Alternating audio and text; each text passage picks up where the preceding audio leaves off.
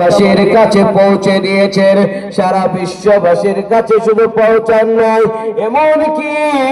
এমনকি এই ইসলামের জন্য, কালেমার দাওয়াতের জন্য দয়ার নবী, বিশ্ব নবী জনাবে মুহাম্মদুর রাসূলুল্লাহ সাল্লাল্লাহু আলাইহি ওয়াসাল্লাম, তিনি ইসলাম প্রচারের জন্য তিনি শুধু পরিশ্রম করেন নাই, তিনি শরীরের ঘাম শুধু ঝরান নাই, তিনি ইসলাম প্রচারের জন্য তিনি নিজে শরীরে রক্তান্ত হয়েছেন। বাপসি আমার, শুধু তাই নয়, বিশ্ব নবী জনাবে মুহাম্মদুর রাসূলুল্লাহ সাল্লাল্লাহু আলাইহি ওয়াসাল্লাম এই কালেমার দাওয়াত দেওয়ার জন্য, ইসলাম বোঝানোর জন্য মানুষের দরবারে গিয়ে কাফের বেঈমানরা কত কাটা বিছিয়ে দিয়েছে, কত নোংরা আবর্জনা রাসূলের গায়ে ফেলেছেন।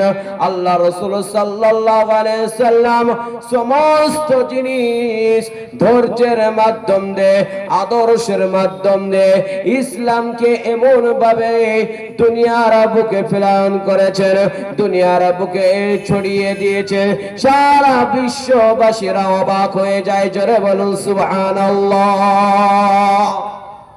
তাহলে ইসলাম সর্বপ্রথম তাওহীদের কালেমা আপনাকে মেনে নিতে হবে, বিশ্বাস করতে হবে। যে কালেমা আমাদের কাছে, যদি একটা মসজিদে যদি দেখেন বাপজি আমার 100 মুসল্লি থাকে, 100 মুসল্লির মধ্যে দেখা যাচ্ছে সেই কালেমায়ে তাওহীদ, কালেমায়ে তাইয়্যিবা, কালেমায়ে শাহাদাত তাদের জবান দিয়ে উচ্চারিত হয় না। আজ কেমন ভাবে বলে সে ইসলামের ছায়ার তলে আছে, সে কেমন ভাবে বলে আমি মুসলমান, যে কালেমা না পড়লে মুসলমান হওয়া যায় না বাপজি, সে কালেমা তার জবান দিয়ে উচ্চারিত হয় না।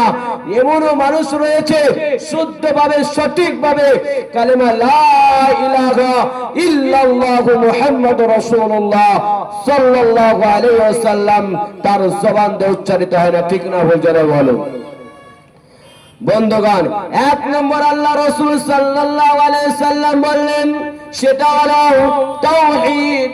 দ্বিতীয় নম্বর হলো আল্লাহ রাসূল সাল্লাল্লাহু আলাইহি ওয়াসাল্লাম বললেন ওয়া আকামাস সালাহ, সেটা হলো নামাজ কায়েম করা। বাপসি আমাদের কাছে মুসলমান, মুখে দাবি করি মুসলমান, সাচ্চা মুসলমান বলে আমরা বাজারে ঘাটে কাটে বিভিন্ন জায়গায় আমরা লিখে থাকি জাতি আমাদের মুসলমান, কিন্তু